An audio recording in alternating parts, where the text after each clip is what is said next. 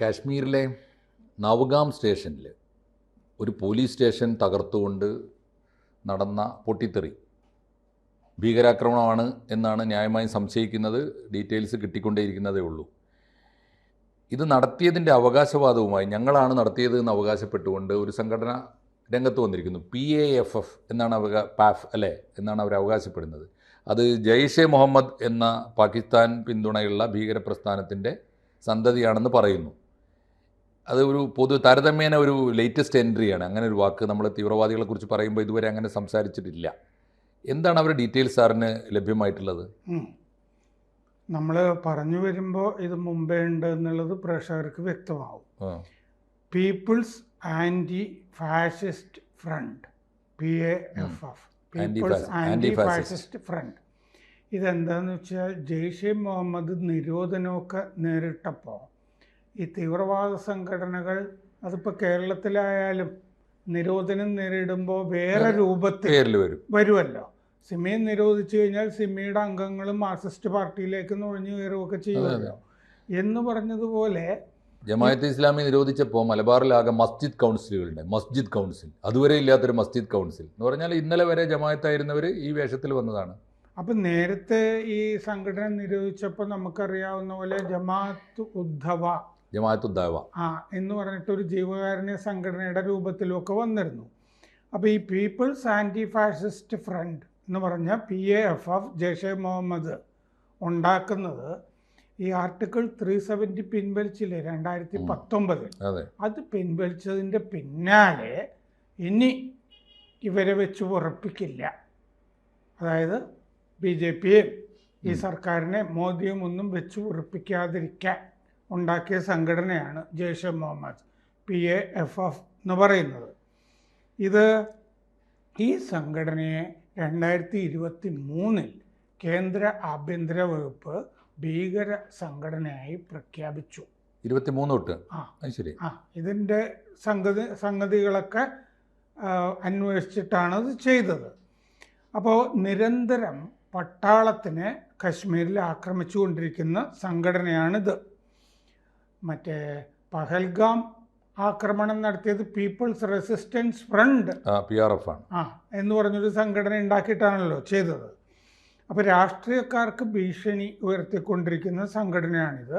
യുവാക്കളോട് അക്രമം നടത്താൻ ആഹ്വാനം നിരന്തരം ചെയ്യാറുണ്ട്. ജമ്മു കാശ്മീരിലും ഇന്ത്യയിലെ വിവിധ നഗരങ്ങളിലും ആക്രമണം നടത്തണമെന്ന് യുവാക്കളോട് ആഹ്വാനം ചെയ്യും. മസ്തിഷ്ക പ്രക്ഷാളനം നടത്തും. തോക്ക് പരിശീലനം ഒക്കെ കൊടുക്കുന്നുണ്ട്. സ്ഫോടകം എങ്ങനെ ഉണ്ടാക്കാം, IED, ഈ പരിശീലനങ്ങൾ കൊടുക്കുന്നുണ്ട്. നിരവധി ആക്രമണങ്ങൾ ഈ സംഘടന നടത്തിയിട്ടുണ്ട്. പൂഞ്ചിലെ മെന്തറിൽ 2021 9 പട്ടാളക്കാരെ കൊന്നു. പിന്നെ BJP കൗൺസിലറായിരുന്ന മുനിസിപ്പൽ കൗൺസിലർ രാകേഷ് പണ്ഡിതയെ കൊന്നത് ഈ PAFF ആണ്. രാകേഷ് പണ്ഡിത പുൽവാമ സ്വദേശിയാണ്. പുൽവാമ ഇവരുടെ ഒരു കേന്ദ്രമാണ്. അപ്പോൾ 2021 ജൂൺ 2 രാകേഷ് പണ്ഡിതയെ ഇവർ കൊന്നത്. രാകേഷ് പണ്ഡിതയ്ക്ക് 2 അംഗരക്ഷകരെ, പേഴ്സണൽ സെക്യൂരിറ്റി ഓഫീസർമാരെ, PSO കൊടുത്തിരുന്നതാണ്. ഈ PSOമാരില്ലാതെ അദ്ദേഹം പുറത്തേക്ക് ഇറങ്ങിയപ്പോഴാണ് അദ്ദേഹത്തിനെ വകവരുത്തിയത്. അന്ന് ട്രാൽ സ്വദേശിയാണ് അദ്ദേഹം. പായിനിലെ ഒരു സുഹൃത്തിനെ കാണാൻ പോയപ്പോഴാണ് അന്ന് രാകേഷ് പണ്ഡിറ്റാണല്ലോ കശ്മീരി, കൊന്നത്. 3 ഭീകരർ ആണ് അദ്ദേഹത്തിന് വെടിവെച്ചത്. അപ്പോൾ സുഹൃത്തിൻ്റെ മകൾക്ക് പരിക്കേൽക്കുകയും ചെയ്തു. അപ്പോൾ BJP വൃത്തങ്ങളിലുമൊക്കെ ഈ PAFF അവരുടെ ഒരു നേതാവിനെ കൊന്നു എന്നുള്ള നിലയ്ക്ക് അത്യാവശ്യം പരിചിതമാണ്.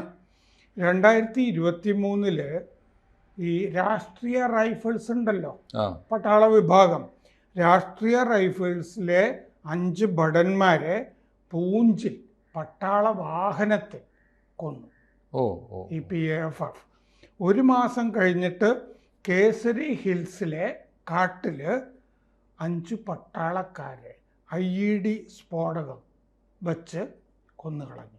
അപ്പോൾ പട്ടാളക്കാരെ കൊന്ന പല പാരമ്പര്യമുണ്ട്. സംഭവങ്ങളുണ്ട്. ഓ അപ്പോൾ ഇതാണ് ഈ പീപ്പിൾസ് ആൻറ്റി ഫാഷിസ്റ്റ് ഫ്രണ്ട് എന്ന് പറഞ്ഞ ഭീകര സംഘടന. ജയ്ഷെ ഇങ്ങനെ കശ്മീരിൽ ഉണ്ടാക്കി വെച്ചിരിക്കുന്ന ഒരു സംഘടന ഇത്തരം പ്രവൃത്തികൾ ചെയ്യാൻ. കശ്മീർ അപ്പോൾ ശാന്തമല്ല ഇപ്പോൾ എന്നുള്ളതാണ്. വീണ്ടും ഇവര് രംഗത്തിറങ്ങിയിരിക്കുന്നു. ഇത് മൊത്തത്തിൽ ഇതിൻ്റെ പത്തി എത്ര അടിച്ചിട്ടു. അതെ അതെ. ഇതിൽ ഏറ്റവും പ്രധാനപ്പെട്ട ഒരു തട്ടിപ്പ് എനിക്ക് തോന്നുന്നത് ഇവരുടെ പേരിലാണ്. അതെ, ഇപ്പോൾ ഈ ഉറുദുവിൽ പേര് കൊടുത്താൽ തന്നെ അതിന് പാകിസ്ഥാൻ ടച്ച് മണക്കുമല്ലോ. അപ്പോൾ അതുകൊണ്ട് ഉറുദു പേരുകൾ ഇപ്പോൾ ജയ്ഷെ മുഹമ്മദ് ഇന്റർനാഷണൽ, അതാണ് 2-3 കാര്യങ്ങളാണ് അതിനകത്ത്. ഒന്ന് ഒരു പാകിസ്ഥാൻ ടച്ച് മണക്കുന്നില്ല. ലഷ്കർ എ തൊയ്യബ പോലെ, ജയ്ഷെ മുഹമ്മദ് പോലെ അറബി ഉറുദു ഒന്നും മണക്കാത്ത ഒരു പേര്, അത് ശുദ്ധമായ ഇംഗ്ലീഷിൽ. അപ്പോൾ ഒന്നാമത്തെ കാര്യം അതിനൊരു ഗ്ലോബൽ അന്തരീക്ഷം കിട്ടും. വേറൊന്ന്, കാശ്മീരിനകത്ത് ഇന്ത്യയിൽ വലിയ സ്വീകാര്യത. കാരണം ഈ കാശ്മീരിലെ ഈ ഇന്ത്യക്കാരായ കാശ്മീർ തീവ്രവാദികളുടെയൊക്കെ ഒരു ഗ്രൂപ്പും പേരും ഒക്കെ ഇംഗ്ലീഷിലാണ്.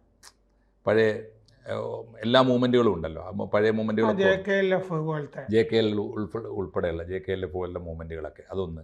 വേറൊന്ന്, പുതിയ ചെറുപ്പക്കാരെയും അഭ്യസ്തവിദ്യരായ ആളുകളെയും ഇതിലേക്ക് ആകർഷിച്ചെടുക്കാൻ പറ്റും. അതിൻ്റെ ഓൺലൈൻ തൊട്ടിട്ട് ആണുങ്ങളും പെണ്ണുങ്ങളും ഒക്കെ പുതിയ റിക്രൂട്ട്മെൻറ്റ് അവർ വലിയ തോതിൽ നടത്തുന്നുണ്ട്. 3, ലോകമെങ്ങും ഇത് പ്രചരിപ്പിക്കാനും ക്യാമ്പയിൻ ചെയ്യാനും പണം കളക്ട് ചെയ്യാനും ഒക്കെ പറ്റും. അങ്ങനെയുള്ള വിവിധ ഉദ്ദേശ പദ്ധതി ആയിരിക്കണം ഇത്. ഇതിലിപ്പോൾ പീപ്പിൾസ് ആൻറ്റി ഫാസിസ്റ്റ് ഫ്രണ്ട് എങ്ങനെയാണ്, ഇതിൽ ആരാണ് പേര് കൊടുത്താൽ മറ്റേ എല്ലാവർക്കും ഇത് വേണമെങ്കിൽ സ്വീകരിക്കുകയും ചെയ്യാം. കേരളത്തിലെ CPM-നും സ്വീകരിക്കാം, അർബൻ നക്സലൈറ്റ് സ്വാഗതം എല്ലാവരും സ്വാഗതം ചെയ്യും. അർബൻ നക്സലൈറ്റുകൾക്കും കമ്മ്യൂണിസ്റ്റുകാർക്കും ഈ പറയുന്ന ഇടതുപക്ഷക്കാർക്കും ഒക്കെ നിൽക്കാൻ പറ്റിയ ഒരു വേദിയായിട്ട് ഇതിനെ മാറ്റുക. കൃത്യമുണ്ട് ആൻറ്റി ഫാസിസ്റ്റ്. ഇപ്പോൾ പക്ഷേ പ്രത്യക്ഷമായിട്ട് ഇവരോട് നമുക്ക് ചോദിക്കാവുന്ന ആദ്യത്തെ ചോദ്യം, ഇതിലെവിടെയാണ് ഫാസിസം? ആരാണ് ഫാസിസ്റ്റ്? ഇതിൽ ഈ പാവങ്ങളായ നിരപരാധികൾ എങ്ങനെയാണ് ഫാസിസ്റ്റ് ആവുന്നത്? അവിടെ വരുന്ന ടൂറിസ്റ്റുകൾ എങ്ങനെയാണ് ഫാസിസ്റ്റ് ആവുന്നത്? അവരെ കൊല്ലാൻ പോകുന്നതിൽ എന്താണ് കാര്യമുള്ളത്? ഇപ്പോൾ ഒരു പോലീസ് സ്റ്റേഷനിൽ ഒരു കേസ് അന്വേഷിക്കുന്നു, തീർച്ചയായിട്ടും അവിടെ ഇപ്പോൾ ഇവരുടെ പ്രതികളായ ഇപ്പോൾ ഡൽഹിയിലെ സ്ഫോടനത്തിൽ ചെങ്കോട്ടയിലെ സ്ഫോടനം നടത്തിയ തീവ്രവാദിയെ അവിടെ കൊണ്ടുപോയി ഇരുത്തി ചോദ്യം ചെയ്യുന്ന സമയമാണെങ്കിൽ പിന്നെയും നമുക്ക് മനസ്സിലാക്കാം. പിടിച്ചെടുത്ത സ്ഫോടക വസ്തുക്കളുടെ തെളിവ് ശേഖരിക്കാൻ വേണ്ടി സാമ്പിൾ ശേഖരിക്കാൻ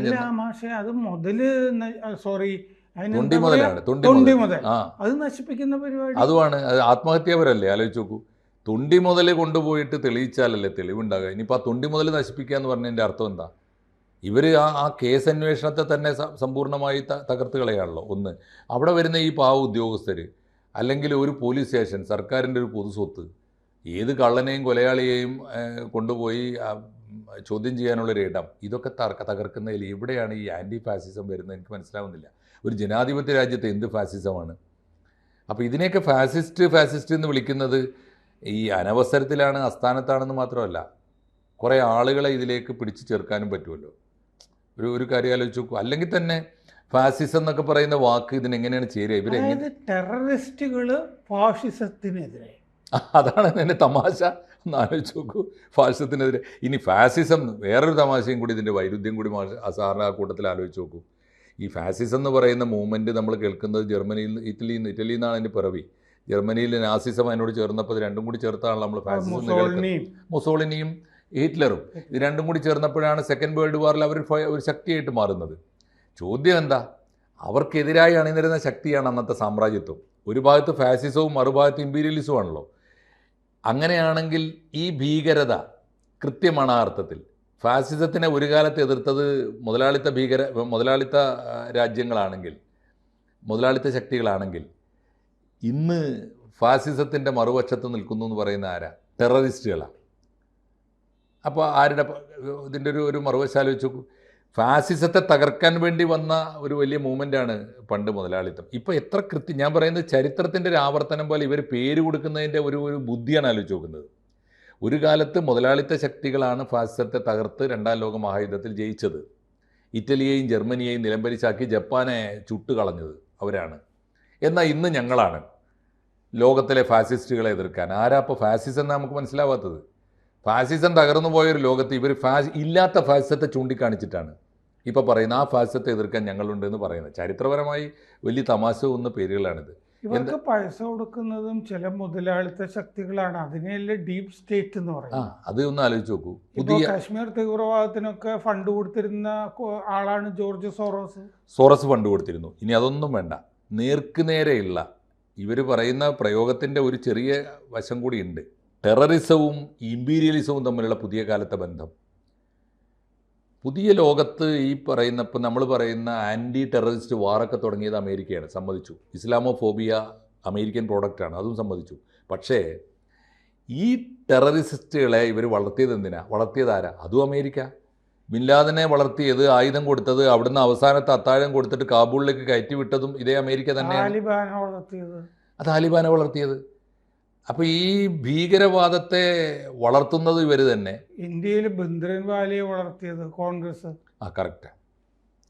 യഥാർത്ഥത്തിൽ ഈ തരത്തിലുള്ള മൂലധന ശക്തികളാണ് ഇവരെ വളർത്തിയെടുത്തത്. അവരുടെ ഉപ്പും ചോറും തിന്നിട്ടാണ് ഇവർ ഈ ശക്തിപ്പെടുന്നത്. എന്നിട്ടാണ് പാവങ്ങളായ ജനങ്ങളെ, ജനാധിപത്യവാദികളെ, ജനാധിപത്യ ഭരണകൂടങ്ങളെ, നിരപരാധികളായ മനുഷ്യരെ, മാസിൽ സൊസൈറ്റിയാണല്ലോ ഇവരിപ്പോൾ ഫാസിസ്റ്റ് എന്ന് വിളിക്കുന്നത്. ആരാണ് ഫാസിസ്റ്റ്? അപ്പോൾ ഇത് ഇവരോടൊന്നും ചോദ്യം ചോദിക്കുന്നതിൽ അർത്ഥമില്ലല്ലോ. കാരണം തലച്ചോറിൻ്റെ സ്ഥാനത്ത് എന്തോ കയറി കുടിയിരുത്തി വെച്ചിരിക്കുന്ന ഒരു ശക്തിയാണല്ലോ നമ്മൾ വിളിക്കുക. അതുകൊണ്ട് ഇതിപ്പോൾ ഏതായാലും ഒരു കാര്യം വളരെ കരുതലോടെ ഇരിക്കേണ്ടതാണ്. ഇതൊരു ഒരു ബോംബിനേക്കാൾ മാരകമായൊരു കെണിയാണ്, ട്രാപ്പാണിത്. ഈ പീപ്പിൾസ് ആൻറ്റി ഫാസിസ്റ്റ് ഫ്രണ്ട് എന്ന് പേരുണ്ടാക്കുക. ഒന്ന് ആലോചിച്ച് നോക്കൂ. ഇവിടെ മനോഹരമായ ചില പേരുകളുണ്ട്. ഇവിടുത്തെ പേരുകളോ popular front, campus front, women's front, ഒക്കെ ഫ്രണ്ടുകളാണ്. സോളിഡാരിറ്റി അവിടുന്ന് എടുത്തതാണ്. സോളിഡാരിറ്റി പോളണ്ടിൽ നിന്ന് പൊക്കിക്കൊണ്ടുവന്ന പേരാ. ലേ വലേസയുടെ മൂവ്മെൻ്റാണ്. അപ്പോൾ അന്ന് അത് കമ്മ്യൂണിസ്റ്റുകാർക്കെതിരായിരുന്നു എന്നവർ കാരണം കൊണ്ടാണത് ആ പേര് കൊണ്ടുവരും. ഇവരൊക്കെ കൊണ്ടുവരുന്നതിൻ്റെ ചരിത്രം ആലോചിച്ച് നോക്കൂ. പക്ഷേ ഈ ഫ്രണ്ട് വരുന്നത് വളരെ സൂക്ഷിച്ച് വേണം. NDF അങ്ങനെ, നാഷണൽ ഡെവലപ്മെൻറ്റ് ഫ്രണ്ട്. പിന്നെ ഉണ്ടായതാണ് ഈ പോപ്പുലർ ഫ്രണ്ട്, ക്യാമ്പസ് ഫ്രണ്ട് ഒക്കെ. പോപ്പുലർ ഫ്രണ്ട് എന്നൊക്കെ ഒരു മൂവ്മെൻറ്റിന് ആലോചിച്ച് നോക്കും. ഭൂമിയിൽ ഏറ്റവും അൺപോപ്പുലറായ ഒരു സംഗതിക്കാണ് പോപ്പുലർ എന്ന് പേര് കൊടുക്കുന്നത്. ഇവരുടെ പേരുകൾ സൂക്ഷിക്കണമെന്നാണ് ഞാൻ പറയുന്നത്. ഇംഗ്ലീഷിൽ പേര് കൊടുക്കുക, എന്നിട്ട് പടിഞ്ഞാറൻ സംസ്കാരത്തെ വലിയ ശത്രുക്കളായിട്ട് കാണുക. എന്നാൽ ആ മുതലാളിത്ത മൂലധന ശക്തികളെ മുഴുവൻ ഉപയോഗിച്ചിട്ട് ഇവർ വളരുക. ഇതൊക്കെ ഒന്നാണ്. അതായത് പഹൽഗാമിൽ ടെററിസം നടത്തിയ റെസിസ്റ്റൻസ് ഫ്രണ്ട്, ഈ പറഞ്ഞ ഫാഷിസ്റ്റ് ഫ്രണ്ട്, ജെയ്ഷെ മുഹമ്മദ്, ഇതെല്ലാം ഏറ്റവും ഒടുവിൽ ചെന്ന് നിൽക്കുന്ന IS തന്നെയാണ്. ഇതിൻ്റെയൊക്കെ ആത്യന്തികമായി എല്ലാ വഴിയും ഒന്നാണ്. ഒരു കുടക്കീഴിൽ വളരുന്ന ശക്തികളാണ്. പിന്നെ ഈ ഞങ്ങൾ മലബാറിലൊരു ചൊല്ലുണ്ട്, ഒരു തീയും പുരക്കാകാന്ന്. എന്ത് പേരിട്ട് വന്നാലും ഇവൻ്റെ ജാതകം തിരിച്ചറിഞ്ഞാൽ മതി. എനിക്ക് തോന്നുന്നു മലയാളിക്ക് ആ ഒരു സെൻസ് താരതമ്യേന കൂടുതലാണ് കേട്ടോ. ജമാഅത്തെ ഇസ്ലാമിയൊക്കെ ഏതെല്ലാം വേഷത്തിലാണ് സമൂഹത്തിൽ ഇറങ്ങി നോക്കിയത്. പക്ഷേ ജനങ്ങൾ ഒരു സ്മെല്ലുണ്ടല്ലോ, അവരുടെ ഒരു ഘ്രാണശക്തി ഉണ്ടല്ലോ. ഇവൻ ആരാണ്, ഏത് തോലിട്ട് വന്നാലും ഇവൻ ആരാണ്, ഉള്ളിൽ ആരാണെന്ന് അറിയാവുന്ന ഒരു ബോധമുണ്ട്. അതുകൊണ്ട് കേരളത്തിന് ആ സെൻസുണ്ട്, നോർത്ത് ഇന്ത്യക്ക് കൂടി ആ സെൻസ് ഉണ്ടാവേണ്ടതുണ്ട്. ഏത് പേരിട്ട് വന്നാലും, ഏത് കോട്ടിട്ട് വന്നാലും, ഏത് പേരിൽ, ഏത് ഭാഷയിൽ അവൻ അറിയപ്പെട്ടാലും ഇവൻ തീവ്രവാദിയാണ് എന്നും അവൻ ആത്യന്തികമായി രാജ്യത്തിൻ്റെയും ലോകത്തിൻ്റെയും മാനവരാശിയുടെയും ശത്രുവാണെന്ന് തിരിച്ചറിയാൻ നോർത്ത് ഇന്ത്യക്കാർക്ക് കൂടി കുറച്ചുകൂടി ആവശ്യമുണ്ട് വളർച്ച. ഇന്നലെയാണ് സാറാണോ ഞാൻ കേട്ടത് മനോഹരമായ ഒരു വർത്തമാനം. ഈ അലീഗഡ് മുസ്ലിം യൂണിവേഴ്സിറ്റിയുടെ പരിസരത്ത്, അലീഗഡ് യൂണിവേഴ്സിറ്റി അതിൻ്റെ പരിസരത്ത് നിരക്ഷര കുക്ഷികളുടെ ഒരു നാടാണത്ര ഇപ്പോഴും. നമ്മൾ അലീഗഡ് എന്നൊക്കെ കേട്ടാൽ അതുപോലെ നോർത്ത് ഇന്ത്യക്കാർക്ക് ലേശം ബോധം നല്ലതാണ്. കൂടുതൽ വാർത്തകളും വിശേഷങ്ങളും നിങ്ങളിലേക്ക് എത്താൻ ABC മലയാളം സബ്സ്ക്രൈബ് ചെയ്യുക, ബെൽബട്ടനും അമർത്തുക.